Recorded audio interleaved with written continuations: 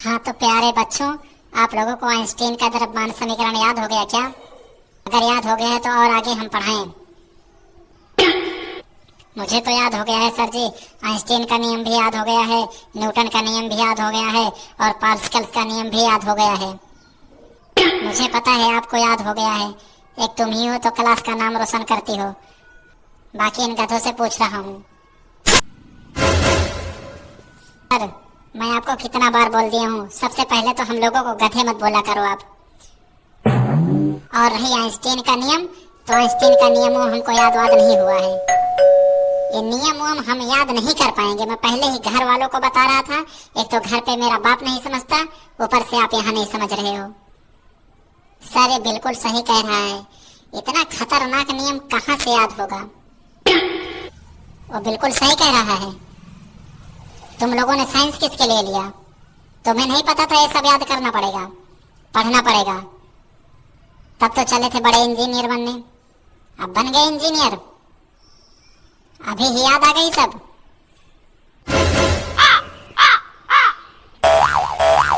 ज्यादा चिल्लाओ मत सर जी, अभी सुना दे रहा हूँ। मूड तो ऑफ कर रहे हो, अभी सुना दे रहा हूँ।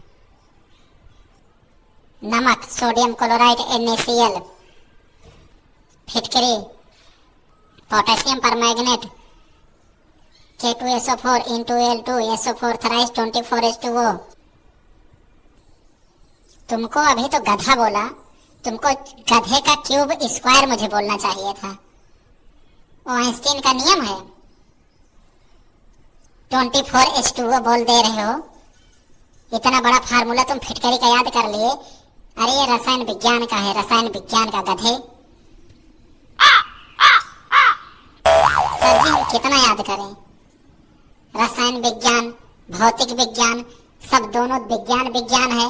कुछ पता ही नहीं चलता कि केमिस्ट्री क्या है, फिजिक्स क्या है, क्या न्यूटन का नियम है, क्या आइंस्टीन का नियम है। कितना सारा नियम है। ये नियम ही तो मेरा दिमाग खा लिया है एकदम से। अब तो बस मेरा नियम बनना चाहिए, जो मैं सुना दूं वही सही होना चाहिए। नहीं तो मैं पढ़ते पढ़ते ना 2 साल में ही पागल हो जाऊंगा।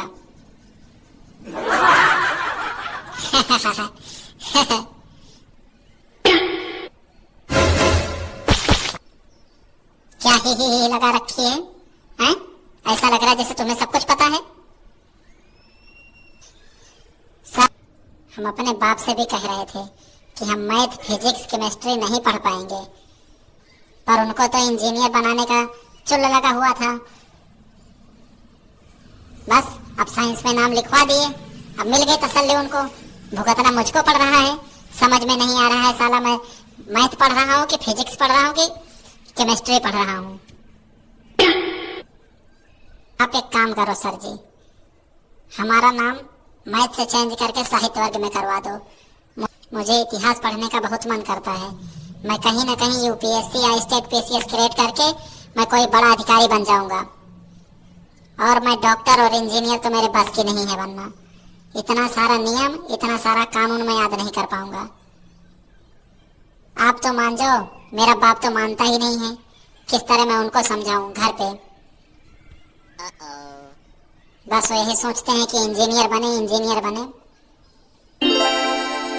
सर जी ये बिल्कुल सही कह रहा है। मेरा भी हाल कुछ ऐसे ही है।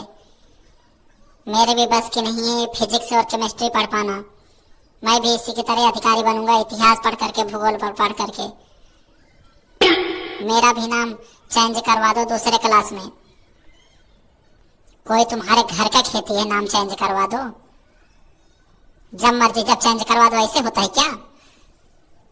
ये लिखवाने का टाइम नहीं सोचे थे।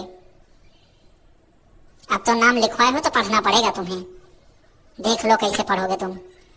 तुम्हें न्यूटन का भी नियम भी याद करना पड़ेगा और आइंस्टीन का भी याद करना पड़ेगा और मैथ भी पढ़नी पड़ेगी।